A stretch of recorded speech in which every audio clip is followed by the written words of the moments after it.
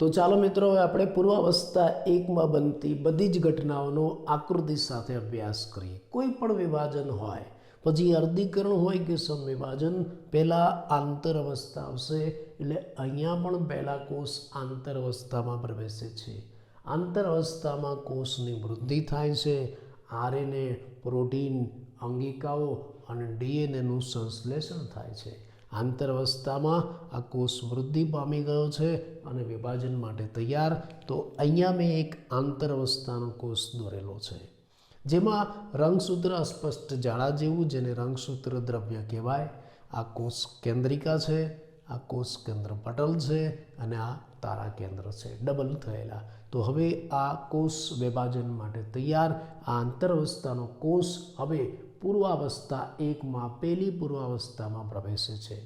કોઈ પણ પૂર્વાવસ્થા હોય, પછી એ સમવિભાજનની હોય કે અર્ધીકરણની, આખી પૂર્વાવસ્થા દરમિયાન શું થાય? રંગસૂત્રનું ઘનીકરણ, એનું સંકોચન થાય. અહીંયા પણ રંગસૂત્રનું ઘનીકરણ થશે અને પહેલી અવસ્થા કઈ ચાલુ થશે? લેપ્ટોટીન અવસ્થા. આમાં રંગસૂત્ર છે એનું ઘનીકરણ થાય છે. રંગસૂત્ર દ્રવ્ય છે એનું ઘનીકરણ થાય છે આખી પૂર્વાવસ્થા દરમિયાન. લેપ્ટોટીન અવસ્થામાં પણ આ રંગસૂત્ર દ્રવ્ય છે એનું ઘનીકરણ થાય, એનું સંકોચન થાય. રંગસૂત્ર છે થોડા સ્પષ્ટ બને છે, પાતળા દોરી જેવા તમે રંગસૂત્ર દેખાશે. અને એટલે જ આ અવસ્થાને શું નામ આપ્યું? લેપ્ટોટીન. ગ્રીક ભાષાનો શબ્દ છે. લેપ્ટો એટલે પાતળા અને ટીન એટલે દોરી. એટલે આ અવસ્થામાં રંગસૂત્ર કેવા થયા? સ્પષ્ટ, પાતળા, દોરી જેવા. માટે આને નામ શું આપ્યું? લેપ્ટોટીન અવસ્થા. એટલે તમે લેપ્ટોટીન અવસ્થામાં માઇક્રોસ્કોપમાં જોશો તો તમને રંગસૂત્ર આવા પાતળા દોરી જેવા દેખાશે. ચલો, ત્યાર પછીની બીજી અવસ્થા આવશે કઈ? જાયગોટીન અવસ્થા. આ પણ ગ્રીક ભાષાનો શબ્દ છે. જાયગો. જાયગો એટલે પેર, જોડી. એટલે આ અવસ્થા દરમિયાન શું થાય છે? રંગસૂત્રની જોડીઓ બનવાનું ચાલુ થાય છે. રંગસૂત્ર પોતાની લંબાઈને અનુરૂપ જોડીઓ બનાવવાનું ચાલુ કરે છે. એટલે એક સરખી લંબાઈના રંગસૂત્ર છે ને એકબીજા સાથે જોડાઈ જશે અને જોડી બનાવશે. એટલે આની અંદર રંગસૂત્રની જોડી બને છે, જેને જાયગોટીન કહેવાય. અને રંગસૂત્રની જોડી બનવાની જે ઘટના છે એને સાયનેપ્સિસ કહેવાય છે. એટલે આ પ્રક્રિયા દરમિયાન શું થાય છે? સાયનેપ્સિસ થાય છે. સાયનેપ્સિસ, રંગસૂત્રની જોડીઓ બનવાની પ્રક્રિયા. માન લો કે આ રંગસૂત્ર છે એક, આવું જ બીજું રંગસૂત્ર બાજુમાં છે, એના જેટલી લંબાઈનું એવું જ રંગસૂત્ર બાજુમાં છે. તો હવે શું થશે? આ જાયગોટીન અવસ્થામાં બંને રંગસૂત્ર જોડાઈ જશે, એની જોડી બની જશે. કેવી રીતે? આ આની સાથે ઉપર આવીને જોડાઈ જાય. એટલે હું બીજી આકૃતિમાં બતાવું કેવી રીતના જોડાય. આ આની ઉપર આવીને જોડાઈ જશે. ચલો, આ રંગસૂત્ર હતું, એની સાથે આ જોડાઈ જશે. કેવી રીતે? બિલકુલ એની સાથે એની ઉપર આવીને જોડાઈ જશે આ રીતે.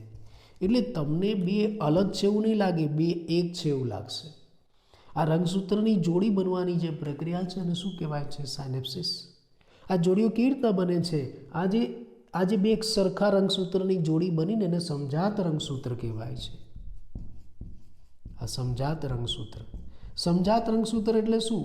જે લંબાઈમાં, આકારમાં, દેખાવમાં એક સરખા રંગસૂત્ર હોય ને સમજાત રંગસૂત્ર કહેવાય. એટલે આ જાયગોટીન અવસ્થા દરમિયાન આ જે સમજાત રંગસૂત્ર, એક સરખા રંગસૂત્ર છે એની જોડી બનશે અને આ સમજાત રંગસૂત્રની જોડી બનવાની ઘટનાને સાયનેપ્સિસ કહેવાય. આ પ્રક્રિયા દરમિયાન જોડીઓ બને છે. જોડીઓ માટે શબ્દ શું વાપર્યો છે? જાયગો. જાયગો એટલે પેર, જોડી, ડબલ થવાની પ્રક્રિયા. એટલે જ આ અવસ્થાને શું કહેવાય છે? જાયગોટીન. પણ આ જોડી કેવી રીતના બનશે? આ સાયનેપ્સિસ કેવી રીતના થશે? આ બંને રંગસૂત્ર, સમજાત રંગસૂત્ર એકબીજા સાથે એક વિશિષ્ટ રચના દ્વારા જોડાય છે અને વિશિષ્ટ રચનાને સિનેપ્ટિનોમલ કોમ્પ્લેક્સ કહેવાય છે. બંને એકબીજા સાથે સિનેપ્ટિનોમલ કોમ્પ્લેક્સ દ્વારા જોડાય છે. સિનેપ્ટિનોમલ કોમ્પ્લેક્સ અથવા તો સંકુલ કેવું હોય તો તમે ઇલેક્ટ્રોન માઇક્રોસ્કોપમાં જોઈ શકો છો. તમે ઇલેક્ટ્રોન માઇક્રોસ્કોપમાં જાયગોટીન અવસ્થાના રંગસૂત્ર જુઓ અને એનો ફોટોગ્રાફ બનાવો તો એને ઇલેક્ટ્રોન માઇક્રોસ્કોપિક ફોટોગ્રાફ અથવા તો ઇલેક્ટ્રોન માઇક્રોગ્રાફ કહેવાય છે. Electron micrograph. એટલે તમે આ ઝાયગોટિન અવસ્થામાં આ જે સમજાત રંગસૂત્ર છે એનો ઇલેક્ટ્રોન માઇક્રોગ્રાફ બનાવો તો તમને આવો દેખાશે. આ મેં એની આકૃતિ બતાવી છે.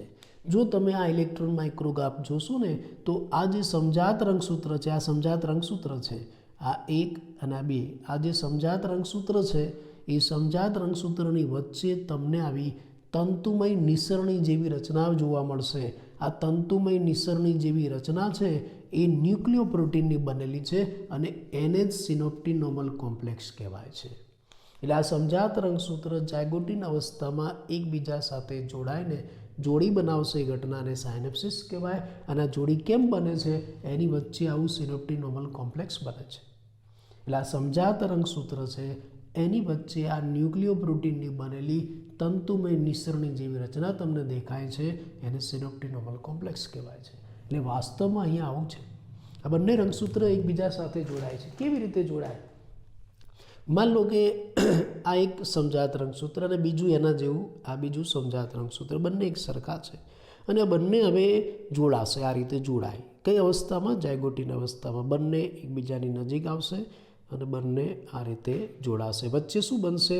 સિનોપ્ટિનોમલ કોમ્પ્લેક્સથી આ જોડાઈ ગયા. જીપરની જેમ જોડાય. જાણે ચેન બંધ થતી ને એમ નીચેથી ઉપર બંધ થઈ જશે, આમ જોડાઈ જશે. થઈ ગયા? જો આ બંને જોડાઈ ગયા. હવે જો અહીંથી જુઓ, તમે અહીંથી જુઓ, અહીંયા તમને રંગસૂત્ર કેટલા દેખાય છે? એની રંગસૂત્રિકાઓ કેટલી દેખાય છે તમને? 2. જો એક આ અને એક 2 દેખાય છે ને? વાસ્તવમાં કેટલી છે? જો વાસ્તવમાં સાઈડમાંથી જુઓ 4 છે. જો 2 આની 2 આની 4, પણ એવી રીતે જોડાય છે કે તમને 2 દેખાય. એટલે આ રંગસૂત્ર તમને ઝાયગોટિન અવસ્થામાં દ્વિસૂત્રી દેખાય છે. વાસ્તવમાં કેવા છે? છૂટા પાડો તો ખબર પડે ચતુસૂત્રી છે, પણ તમને કેવા દેખાય છે? દ્વિસૂત્રી. એટલે આ ઝાયગોટિન અવસ્થામાં તમને રંગસૂત્ર દ્વિસૂત્રી બાયવેલન્ટ દેખાય છે, પણ વાસ્તવમાં ટેટ્રાડ ચતુષ્ક છે. પણ ચતુષ્ક આમાં તમને સ્પષ્ટ નહીં દેખાય. આ ઝાયગોટિન અવસ્થા આપણે જોઈ. હવે શું થશે? આ ઝાયગોટિન અવસ્થા પૂરી થશે. ઝાયગોટિન અવસ્થામાં શું થયું? આ જે સમજાત રંગસૂત્ર છે એની જોડીઓ બની, સાયનેપ્સિસ એને કહેવાય. જોડીઓ કેમ બની? વચ્ચે શું સર્જાયું? સિનોપ્ટિનોમલ કોમ્પ્લેક્સ. આના જોડીઓ બનવાની પ્રક્રિયા કેવી રીતના થઈ? ઝીપરની માફક, ચેનની માફક એકબીજા સાથે જોડાય, એકદમ ચુસ્ત બંધ બેસતા. એટલે તમને એક જ લાગે. એટલે વાસ્તવમાં એ ચતુસૂત્રી છે, પણ તમને એક જ હોય ને એવું દેખાય. એકબીજા ઉપર ગોઠવાઈ ગયા. આ રીતે છે આવા 4, પણ તમને ડબલ દેખાય છે, દ્વિસૂત્રી. આ ઝાયગોટિન અવસ્થા. હવે આ ઝાયગોટિન અવસ્થા પછી આ કોષ પેકિટિન અવસ્થામાં પ્રવેશે છે. આ લેપ્ટોટિન અને ઝાયગોટિન અવસ્થા એ પેકિટિન અવસ્થાની સાપેક્ષે ટૂંકી છે. આ બંને કરતાં પેકિટિન લાંબી છે, આ બંને ટૂંકી છે. પેકિટિન અવસ્થામાં શું થશે? આ પણ ગ્રીક ભાષાનો શબ્દ છે, પેકસ. પેકસ ઉપરથી ઉતરી આવ્યું છે પેકિટિન. પેકસ એટલે થીક, થીક એટલે જાડા. એટલે આમાં જે રંગસૂત્ર છે એનું ઘનીકરણ આગળ વધે છે. એટલે આ રંગસૂત્ર જાડા અને સ્પષ્ટ બને છે, અને રંગસૂત્ર જેમ જાડા બને ને એકબીજાથી દૂર ખેંચાય. એટલે આ જે એકબીજા સાથે ચુસ્ત રીતે જોડાયેલા હતા ને ઝાયગોટિન અવસ્થામાં, એ રંગસૂત્ર હવે દૂર ખેંચાય છે. દૂર ખેંચાય ને જો એટલે આવું થાય, છૂટા પડે. છૂટા પડે એટલે તમને 2ની જગ્યાએ હવે 4 દેખાશે. એટલે આ પેકિટિન અવસ્થામાં તમને આ જે બાયવેલેન્ટ દ્વિસૂત્રી રંગસૂત્ર હતા ને એ ચતુસૂત્રી દેખાશે. એટલે આમાં ચતુસૂત્રી દેખાશે.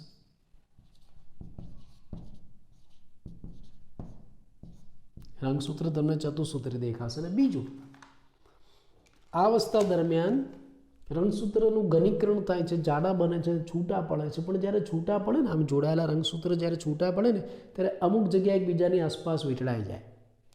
આમ ખેંચાય ને ત્યારે અમુક જગ્યાએ એકબીજાની આસપાસ વીંટળાઈ જાય. જ્યાં વીંટળાઈ જાય ને ત્યાં પુનઃ સંયોજિત ઘંટિકા બને. જો અહીંયા વીંટળાઈ ગયા, આ છૂટા પડતા હતા. પહેલાં બંને એકબીજા સાથે જોડાયેલા હતા, એકરૂપ, એક જ લાગતા હતા. પણ હવે છૂટા પડ્યા. આ છૂટા પડ્યા. જો આ છૂટા પડ્યા. છૂટા પડ્યા ને ત્યાં અમુક જગ્યાએ આ રીતે વીંટળાઈ જાય છે. જો અહીંયા વીંટળાઈ ગયા, અહીંયા વીંટળાઈ ગયા, અહીંયા વીંટળાઈ ગયા, અહીંયા પણ વીંટળાઈ ગયા. ત્યાં પુનઃ સંયોજિત ઘંટિકા બને. ઘંટિકા, પુનઃ સંયોજિત ઘંટિકા. અને જ્યાં પુનઃ સંયોજિત ઘંટિકા બને ને એ જગ્યાએ વ્યતિકરણ થાય. એટલે આમાં વ્યતિકરણ થશે. વ્યતિકરણ એટલે શું? જનીનોની ફેરબદલી. આ જે બે સમજાત રંગસૂત્ર છે એની અલગ અલગ રંગસૂત્રિકાઓ પર જનીન દ્રવ્યની ફેરબદલી થાય, એને વ્યતિકરણ કહેવાય. ફરી એકવાર, આ જે સમજાત રંગસૂત્ર છે એની અલગ અલગ રંગસૂત્રિકાઓ પર જનીન દ્રવ્યોની ફેરબદલી થાય, અદલા બદલી થાય, એને શું કહેવાય? વ્યતિકરણ કહેવાય. અને આખી પ્રક્રિયા ઉત્સેચક દ્વારા થાય. કયા ઉત્સેચક દ્વારા? રીકોમ્બિનેઝ ઉત્સેચક દ્વારા. વ્યતિકરણની પ્રક્રિયા રીકોમ્બિનેઝ ઉત્સેચક દ્વારા થાય છે. વ્યતિકરણ કઈ અવસ્થામાં થયું? પેકિટીન અવસ્થામાં થયું. એટલે અહીંયા જનીન દ્રવ્યની ફેરબદલી થાય, પણ કઈ રંગસૂત્રિકા વચ્ચે? નોન સિસ્ટર ક્રોમેટિડ વચ્ચે. શબ્દ યાદ રાખજો, non sister chromatid. Non sister chromatid આ એક જ રંગસૂત્ર છે, એમાં આજે બે રંગસૂત્રિકાઓ છે. માન લો કે વાદળી રંગનું રંગસૂત્ર, એમાં વાદળી કલરની જે બે રંગસૂત્રિકાઓ છે એને સિસ્ટર ક્રોમેટિડ કહેવાય. Sister chromatid. પણ આ કાળા રંગનું રંગસૂત્ર છે એ વાદળી કરતાં અલગ છે, એટલે નોન સિસ્ટર ક્રોમેટિડ. એટલે બે સમજાત રંગસૂત્ર છે, બે સમજાત રંગસૂત્ર છે, એની અલગ અલગ રંગસૂત્રિકા ઉપર, નોન સિસ્ટર ક્રોમેટિડ ઉપર જનીન દ્રવ્યોની ફેરબદલી થાય, એને વ્યતિકરણ કહેવાય. એટલે આવું વ્યતિકરણ થશે અને નવા જોડાણ પુનઃસંયોજન બનશે. આ વ્યતિકરણની પ્રક્રિયા પેકેટીન અવસ્થા પૂરી થાય ને ત્યાં સુધી પૂરી થઈ જાય છે. અને રંગસૂત્ર ઘણા બધા એકબીજાથી છૂટા પડી જાય છે, પણ જે જગ્યાએ વ્યતિકરણ છે ને ત્યાંથી છૂટા નથી પડતા, ત્યાં રંગસૂત્ર એમનેમ રહે છે. પણ હવે શું? હવે આ પેકેટીન અવસ્થાનું રંગસૂત્ર ડિપ્લોટીન અવસ્થામાં પ્રવેશે છે. ડિપ્લોટીન અવસ્થા એ લાંબા ગાળાની પ્રક્રિયા છે. આ બધામાં, આ બધી અવસ્થાઓ છે એમાં ડિપ્લોટીન લાંબી પ્રક્રિયા છે, લાંબા ગાળાની પ્રક્રિયા છે. ડિપ્લોટીન અવસ્થાની શરૂઆતમાં શું થાય? ડિપ્લોટીન અવસ્થાની શરૂઆતમાં આ જે સમજાત રંગસૂત્ર છે કેમ જોડાયેલા છે? એની વચ્ચે શું છે? આવું સિનોપ્ટિનોમલ કોમ્પ્લેક્સ છે. ડિપ્લોટીન અવસ્થાની અંદર એની શરૂઆત થાય ત્યારે જ આ સિનોપ્ટિનોમલ કોમ્પ્લેક્સ છે એ વિઘટન પામે, દૂર થઈ જશે, એ જતું રહેશે સિનોપ્ટિનોમલ કોમ્પ્લેક્સ. એટલે રંગસૂત્ર છૂટા પડતા જશે, જે એકબીજા સાથે જોડાયેલા હતા ધીરે ધીરે છૂટા પડતા જશે. પણ છતાંય જ્યાં વ્યતિકરણ થયું હતું ને એ જગ્યાએથી રંગસૂત્ર છૂટા નથી પડતા, આવા ખેંચાયેલા રહે છે, આમ ક્રોસ બની જાય છે. ત્યાં જુઓ, આવા ખેંચાયેલા રહે છે, ક્રોસ બની જાય છે. આવી ચોકડી જેવી રચનાનું નિર્માણ થાય છે, જેને સ્વસ્તિક ચોકડી કહેવાય છે. એટલે ડિપ્લોટીન અવસ્થાની ખાસિયત શું? ડિપ્લોટીન અવસ્થામાં આ જે સમજાત રંગસૂત્ર એકબીજા સાથે જે સિનોપ્ટિનોમલ કોમ્પ્લેક્સથી જોડાયેલા હતા એ સિનોપ્ટિનોમલ કોમ્પ્લેક્સનું વિઘટન થઈ જાય, એટલે સમજાત રંગસૂત્ર એકબીજાથી છૂટા પડવાનું ચાલુ થઈ જાય. પણ છતાંય જ્યાં વ્યતિકરણ થયું છે ને ત્યાંથી છૂટા નથી પડતા, ત્યાં ખેંચાયેલા રહે છે અને આવી ચોકડી બનાવે છે, જેને શું કહેવાય? સ્વસ્તિક ચોકડી. ડિપ્લોટીન અવસ્થાની ખાસિયત. પછી શું? ગમે તેટલી તાકાત કરશે પણ છૂટા તો કરવા જ પડશે. એટલે અંતિમ અવસ્થા આવશે ડિપ્લોટીન અવસ્થા. પછી કઈ અવસ્થા આવશે? ડાયકાઇનેસિસ. આ અંતિમ અવસ્થા છે, પૂર્વાવસ્થાનો અંતિમ તબક્કો. આમાં શું થાય છે?